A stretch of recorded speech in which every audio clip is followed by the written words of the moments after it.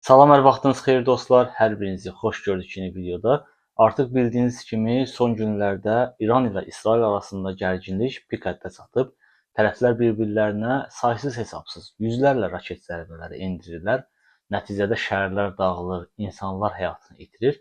Amma bu qarşılaşmada mənim diqqətimi daha çox bir şey cəlb etdi ki, burada İsrail daha dəqiq zərbələr endirir. Belə ki, onlar əsasən İranın neft və nüvə mərkəzlərini, hərbi bazalarını və generallarını hədəf alırlar. Bəs necə olur ki, İsrail bu qədər dəqiq zərbələr endirə bilir? Necə olur ki, İrandan 80 dəfə balaca olan bir ölkə onları daxildən silkələyə bilir? İlk növbədə İsrail bunu Mossad təşkilatına borcludur. Belə ki, Mossad təşkilatı İsrailin xarici kəşfiyyat və xüsusi xidmət orqanıdır. Rəsmi adı Xarici Kəşfiyyat və Xüsusi Tapşırıqlar İnstitutudur. 1949-cu ildə yaradılan bu təşkilatın əsas vəzifəsi xaricdə kəşfiyyat məlumatları toplamaq, təhlükəli şəxsləri izləmək, terrorla mübarizə və xüsusi əməliyyatların həyata keçirilməsidir. Bu təşkilat İsrailin baş naziri qarşısında cavabdehdir. Strukturu və fəaliyyəti gizli saxlanılır, haqqında rəsmi məlumatlar azdır. Bizə gəlib çatan məlumatlar isə mediaya sızan məlumatlara və köhnə agentlərin danışdıqlarına əsaslanır. Strukturun daxilində bir neçə bölmə fəaliyyət göstərir ki, bu bölmələrdən biri xarici agentlərlə əlaqə saxlayır. Digər bölmə sahə əməliyyatlarını həyata keçirir. Bir digər bölmə isə iddia olunanlara görə xüsusi əməliyyatları, xüsusən də sui-qəsd hadisələrini həyata keçirir. Digər bir bölmə diplomatik əlaqələri həyata keçirir, xarici ölkələrlə təmaslar qurur. Bir digər bölmə isə texnologiya və kibertəhlükəsizlik proseslərini həyata keçirir. Təşkilatın iş prinsipləri müxtəlifdir və onların ən böyük uğuru çevikliğindədir. Və bu təşkilatın indiyə qədər bizə məlum olan müxtəlif əməliyyatları var ki, bunlardan bir neçəsini misal çəkmək olar. Məsələn, Eichmann əməliyyatı zamanı bu Adolf Eichmann adlı şəxs nasist Almaniyasının mühüm fiqurlarından biri olub. İkinci Dünya müharibəsindən sonra Argentinaya qaçmışdı, amma təşkilatın üzvləri onu tapıb gizli şəkildə İsrailə gətirmişdi və Eichmann 1961-ci ildə məhkəməyə çıxarılıb edam edilmişdi. Bir digər əməliyyat isə Qara Sentyabr əməliyyatı adlanır.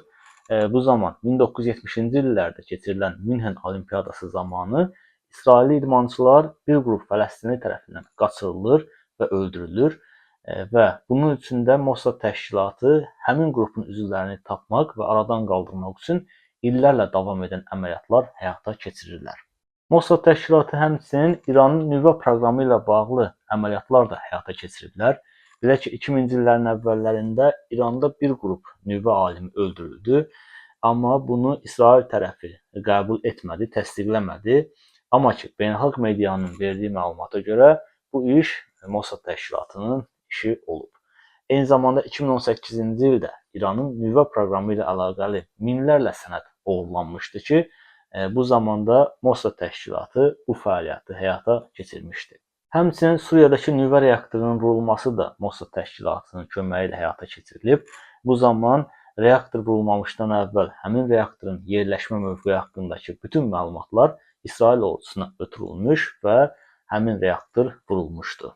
Bu təşkilatın üzvləri İsrailli vətəndaşlardan və qismən də xarici ölkə vətəndaşlarından seçilir və həmin şəxslər diplomatik örtüklər altında fəaliyyət göstərirlər, saxta pasportlarla, sənədlərlə müxtəlif ölkələrdə fəaliyyət həyata keçirirlər ki, bu da zaman-zaman İsrailin bir neçə ölkə ilə diplomatik gərginlik yaşamasına səbəb olub.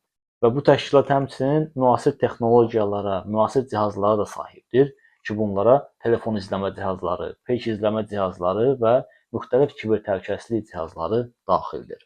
Amma sistem əsasən insan üzərindən məlumatlar toplamağa üstünlük verir ki, təşkilatın əsas prinsipi də budur ki, yaxınlaş, etibar qazan və öyrən.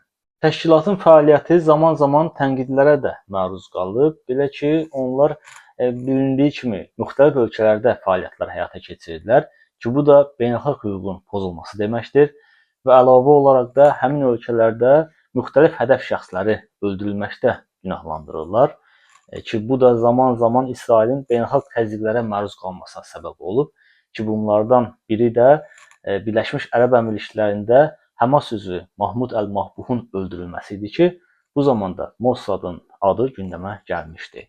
Ki bu sui-qəsd halları əsasən Yaxın Şərq və Avropa ölkələrində baş verir. Mossadın İrandakı fəaliyyətləri son illərdə beynəlxalq medianın gündəm mərkəzindədir.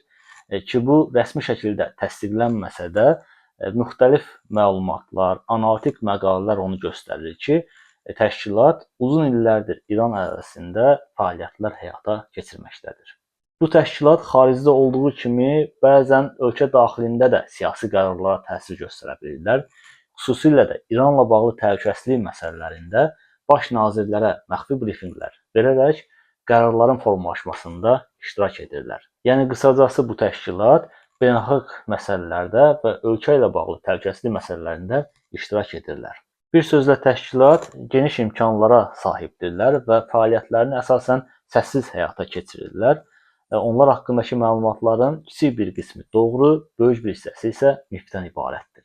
İsrailin xarici kəşfiyyatı kimi daxili əks kəşfiyyat xidməti də çox güclüdür.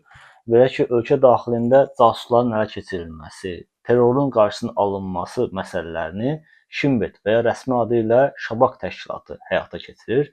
Bu təşkilat ölkə daxilində xarici ölkə agentlərinin ələ keçirilməsində, müxtəlif strateji obyektlərin və vəzifəli şəxslərin qorunmasını, eyni zamanda ölkə daxilində terrorla mübarizə hallarının aradan qaldırılmasını həyata keçirirlər. Ki bu məsələləri əsasən ölkə daxilində və işğal edilmiş ərazilərdə həyata keçirirlər. Prinsipcə xarici kəşfiyyata qarışmırlar ki, bu da Mossad təşkilatının vəzifəsidir. Bəs görəsən niyə İranın kəşfiyyatı İsrailinki qədər, ən azından İsraildə bu qədər güclü deyil? Necə olur ki, İranın casusları İsrailə sıza bilmir? Qeyd edim ki, zaman-zaman İranın casusları da İsrailə sıza biliblər, amma tez ələ keçiriliblər. İranın kəşfiyyatının daha zəif olmasının səbəblərindən biri odur ki, məncə İranın texnologiyası İsrailinki qədər inkişaf etməyib. Əlavə olaraq da İran İsraildə casusluq əməliyyatını dolayı yollarla Həmas, Suriya, Fələstin üzərindən həyata keçirir ki, bu da casuslarının ələ keçirilməsini asanlaşdırır. Çünki İsrailin əks kəşfiyyat xidməti əsasən həmin bölgələrdə əməliyyatlar aparmaq üçün təcrübə qazanıblar. Əlavə olaraq da qeyd etdiyim kimi İsrailin əks kəşfiyyat xidməti çox güclüdür ki, bu da ölkə daxilində casusların ələ keçirilməsini asanlaşdırır. Bu hadisələrdən də göründüyü kimi müasir müharibələrdə güclü silahlarla yanaşı kəşfiyyat və xüsusi texnologiyaların müasir səviyyədə olması da önəmlidir. Ki bu da düşmən ölkənin nə qədər böyük olmasına, nə qədər güclü imkanlara sahib olmasına baxmayaraq onları daxildən silkələməyə imkan verir. Və siz bu barədə nə düşünürsünüz? Sizcə bu qarşılaşmada zərər görən tərəf, xeyir görən tərəf hansılar olacaq?